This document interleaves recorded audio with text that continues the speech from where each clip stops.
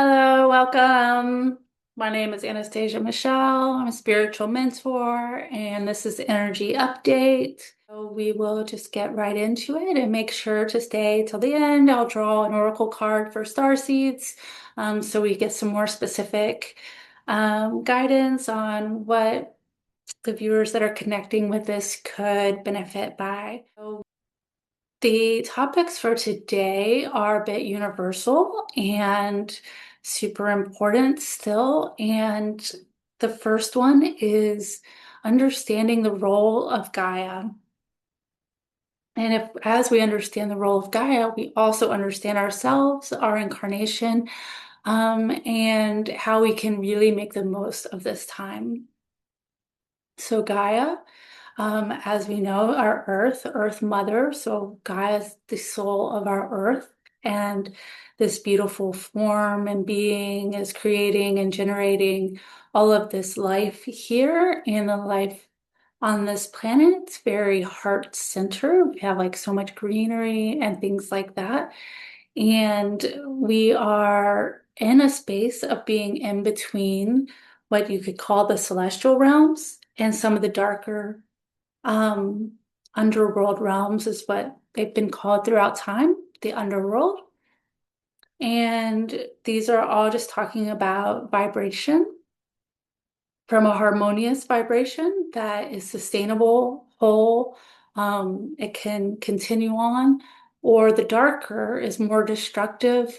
And so it kind of stagnates or sinks to this lower degree. It's not really building in consciousness, it's not really growing, expanding.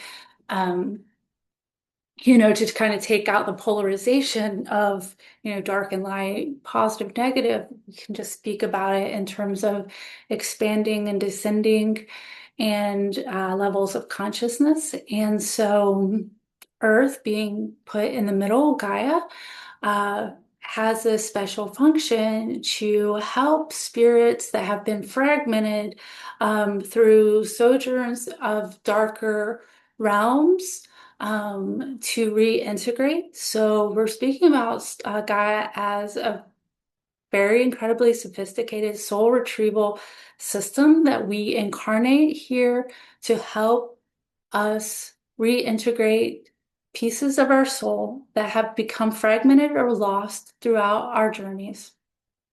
So they're fragmented and lost in the lower realms. And all of us here on this planet are dealing with some level of that soul fracture um, and soul splits that have happened over time. Now, Gaia was not always at the 3D level. However, if she was at a higher level, but still assisting souls to come in and basically go through certain experiences, including adversity, so that we could reintegrate our soul. And so, what happens because the soul and ourselves were really outside of time and space? Um, and I'll speak about how soul fracture happens, but how soul healing happens, how we reintegrate, is by creating a space where the soul can come back for the most part. There's, some caveats to this. However, for the most part, once we create this condition and situation for the soul to return, it will be able to be returned and reintegrated. And the soul fractures can happen through trauma, violence, negative, our own personal negative thought forms, many different things like that. If we go against what our soul is really wanting to do in a moment, or, maybe, for example, there was a war that happened, there will be soul loss, like a lot of violence that happened. And whether you're on the positive, like whether you're on the side of like light or a more destructive side, these things can still impact us.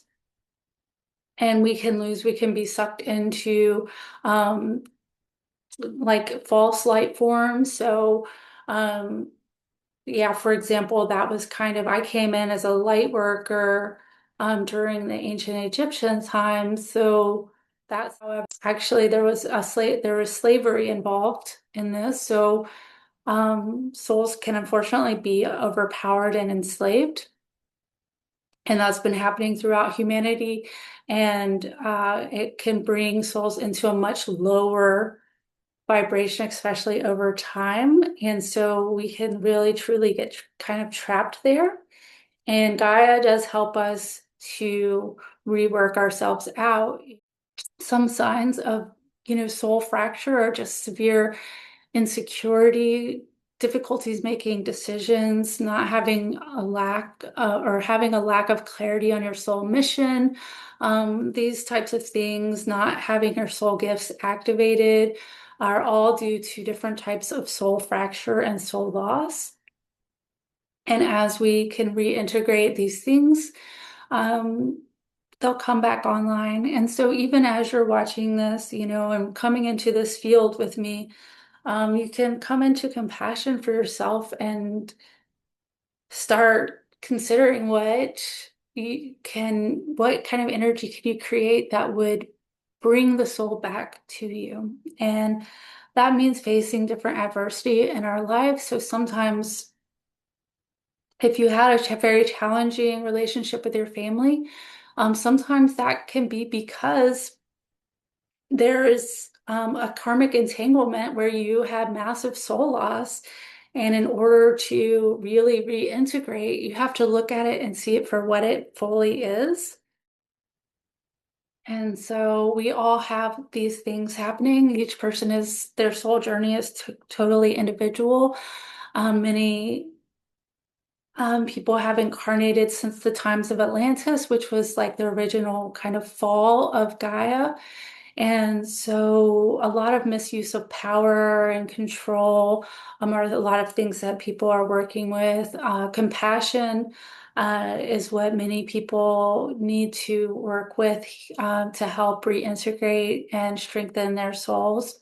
And so that, speaking of the Atlantean times, we'll go right into what actually did happen in that time, which was that there was light energy and light workers and a golden age of Atlantis and light wisdom and those types of things that were more harmonious. And the priests of that time were infiltrated and overcome and began to become controlled by a group of dark beings, which we'll just talk about dark forces a little bit here because it's super important in soul reintegration. But there are a group of 4D beings, so outside of our visual awareness, that started overpowering Earth and our peoples at that time. And they are still in a large state of domination of people now. And so a lot of the structures we see now have been intentionally created to diminish our light and our creativity and our self-confidence so that we more easily stay in this box of not looking at the reality, which is that unfortunately humanity has been going down a very dark road, and there are other beings that are actively controlling the majority of the planet right now. These dark forces have very specific agendas, and they actually have technology that is more advanced than ours in some ways. And that's just something that we have to be aware of. I think that it can be a little scary, of course, to consider that there's all these dark forces outside of our field that are interacting with us all the time. But as much as there are these dark forces, there are the light forces as well. So as there are angels, there are demons and that types of things. So as there are these darker oriented ETs, there are also the light oriented ETs, which are helping. So and things that we see like excessive mining are all part of this exploitation. It's actually super good to know that in order to really expand in our consciousness and step into our soul level, we have to know what we're kind of facing. And what that will feel and look like is constriction, anxiety. It will come in as like rumination thoughts or invasive thoughts can kind of come in. It can affect our physical body, making us feel, kind of like lethargic or weak. And these are different ways that they're using frequency technology to, keep us at this lower state of vibration field so they can maintain control. Because as soon as we awaken and our eyes awaken, our third eye awakens, we can see these things more clearly. And I have seen them and many other things as well. And we have everything we need to hold our power in this situation and anchor our light and really come to a place of inner sovereignty, personal sovereignty, which is this is my sovereign space. Earth is our sovereign, Earth is our home and it will not be, just raided and completely exploited to where it's uninhabitable. So these are choices we're making every day. And it also shows really how powerful, one person really is because each person holding their sovereign space makes an impact on the whole.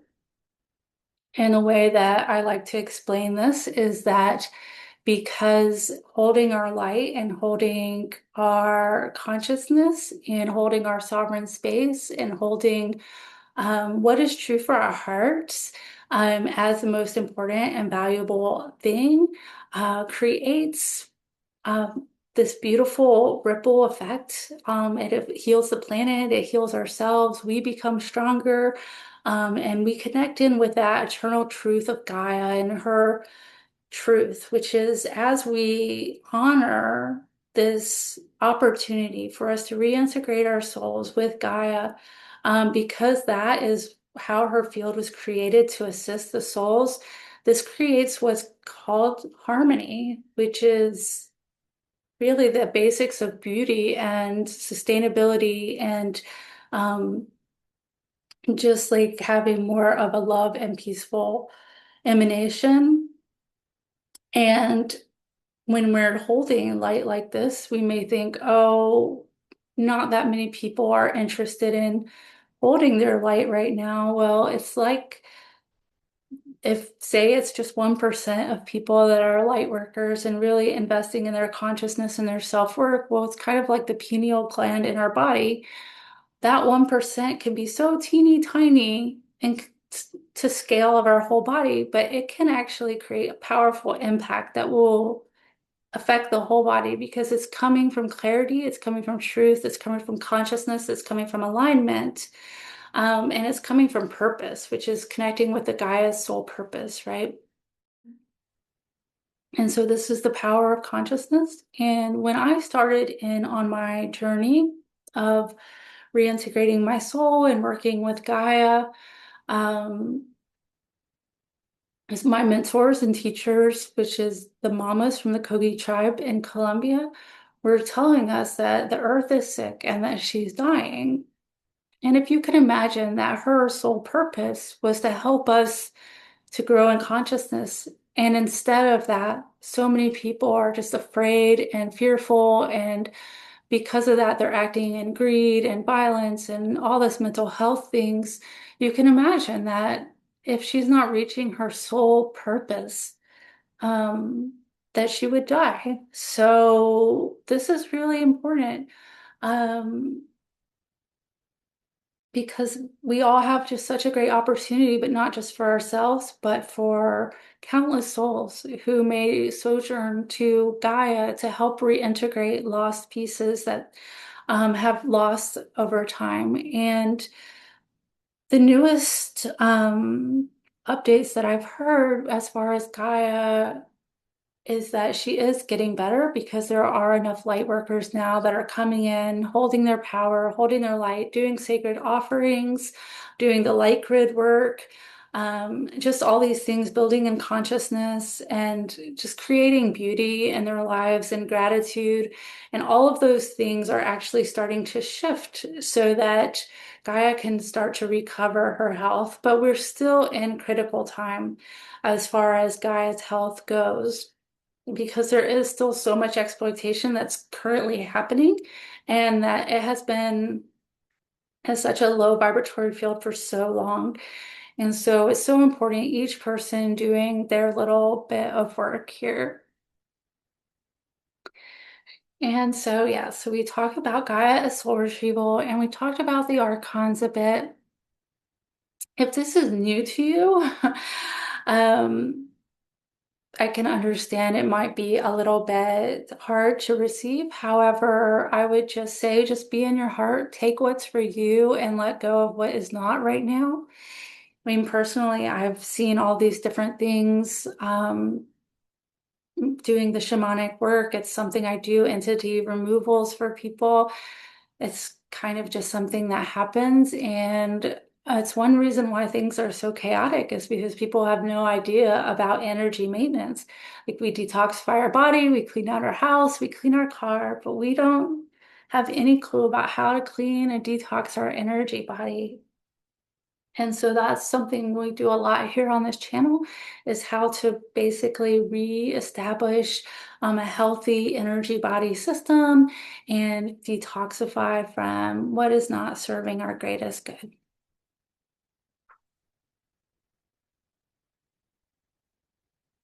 And so that leads me into the next thing. And actually, it's kind of a good segue, because one thing I really wanted to speak about today was the false teachers.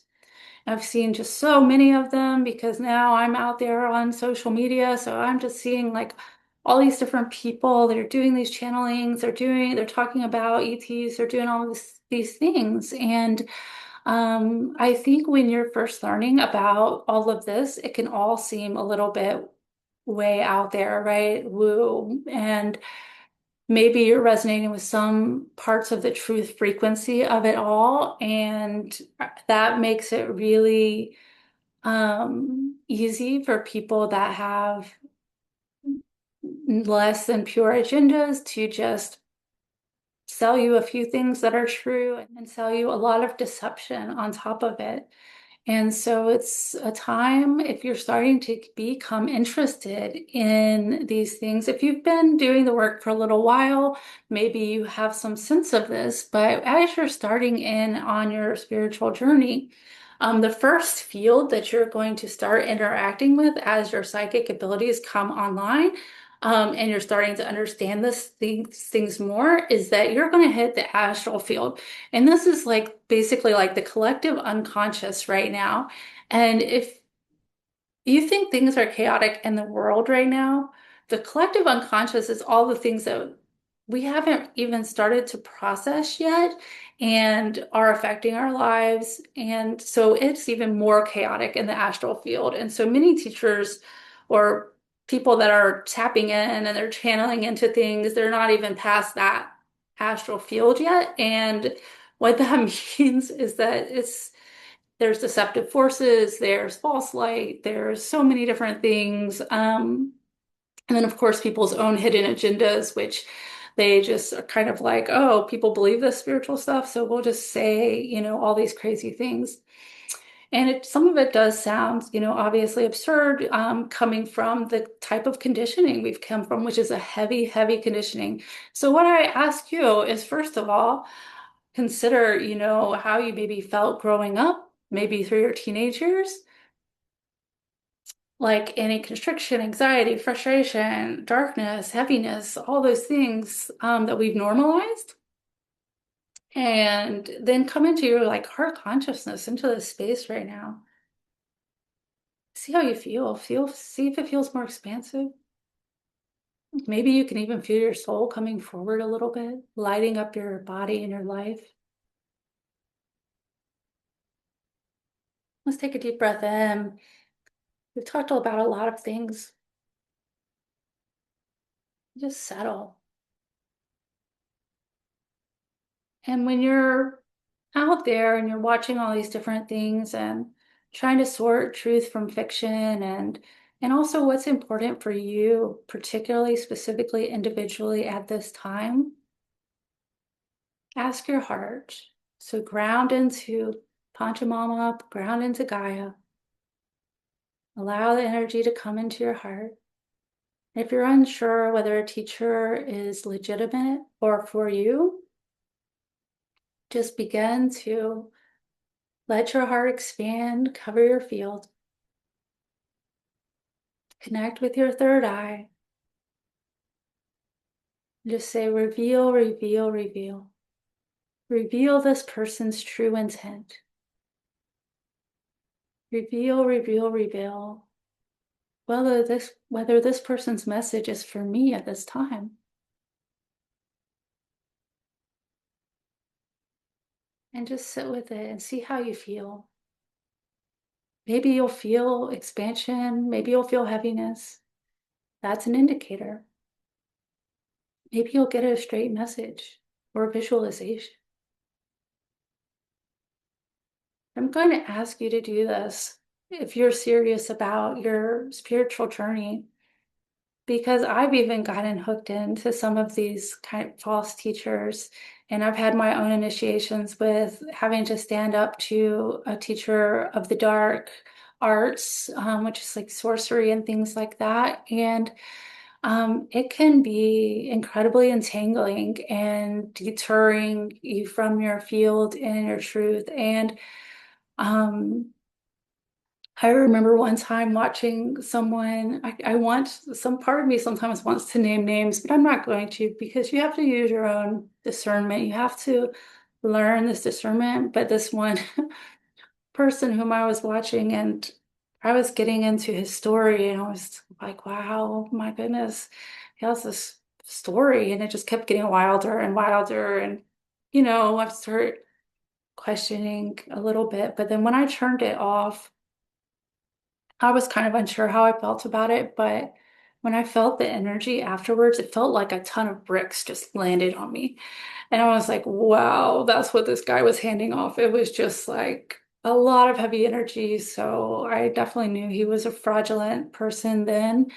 And there's many of them. There's many people that could speak about spiritual truths. That does not mean that they are doing their spiritual work. It does not mean that they are really even a high vibrational being, because speaking about high vibrational things does not mean that that's actually where you are at. And that can be hard discernment to learn. I've had a couple teachers that were able to share very profound and helpful and beautiful information, but they themselves were not really doing their spiritual work fully. So there was a lot of corruption, which can be super damaging on the other end. And so I do want to just point that out. Super important to just be building that discernment if you're watching these different things. And I also hope that you like this background, our sacred geometry. So I just did a wonderful sacred geometry transmission with Archangel Michael teaching us about sacred geometry. Super beautiful. So I hope you'll check that out. Oh, yes. And one last thing, we'll pull the starseed oracle. So this is for our starseeds today. Yes, I definitely think we've covered quite enough for this energy update. Do one final card pull. So what do we need to, what will best support us in our ascension journey today? You got the love. This is the Hadarian energy. And this is saying that to focus on boundaries. So all the love is within you. Focus on your sacred boundaries. Yes. Yes, I'll read a little bit of it here. The Hadarians are believed to be beacons of pure love, divine, unconditional love. They see love in all people and situations. As a result, they can find it hard to have boundaried, interdependent, healthy relationships They only see the unconditional nature of those who they meet. So this is really perfect for this specific situation because we are definitely going to meet people that are not in our best interests. There's dark forces, there's the false teachers, and we might want to just be in this open-hearted space with everything, but we also have to just have these boundaries. I think of it as like a tree, like that bark, have that bark around you and have that super strong boundary as you're reaching up towards the light. And you can still have an open heart, but yeah, this is perfect for this video. Um, so review the ways you may need to establish healthier boundaries. Perhaps you're in a codependent relationship in which you're losing your sense of self. It's common for starseeds to dive deep into relationships, particularly those who feel safe and familiar at a soul level. And like I was saying with the Gaia um, entanglements and soul retrieval, sometimes people that we recognize or feel familiar or safe with are actually entanglements. So we have to look hard at how we actually feel, not how we think we should feel, or giving some giving people too many benefits of the doubt. Just really checking in with how does this person make my body and my energy feel when we're done? Yeah. Acknowledge if there are relationships in which you feel anxious or powerless, in which you don't feel like it's safe to relax and just be you. To assess if there are any places of inadequacy that you've used relationship to soothe and cover up. Sure. And as we focus on these relationships, which we all have them, in different ways because socially and globally, we allow a lot of super toxic behavior. We normalize a lot of it. There's a lot of abuse culture. So we all have these relationships and how we've normalized these different manipulations and things. So yeah, see how you feel after you're around somebody and just, have some honesty with yourself if it's a disempowering relationship. There's many, many people that are very manipulative, and you have to have a super hard boundary with that. If you want to retrieve those soul pieces and truly be in your light and truly be in your power. So that's a perfect way to end this video. So grateful for you all to be here, and we'll see you next time.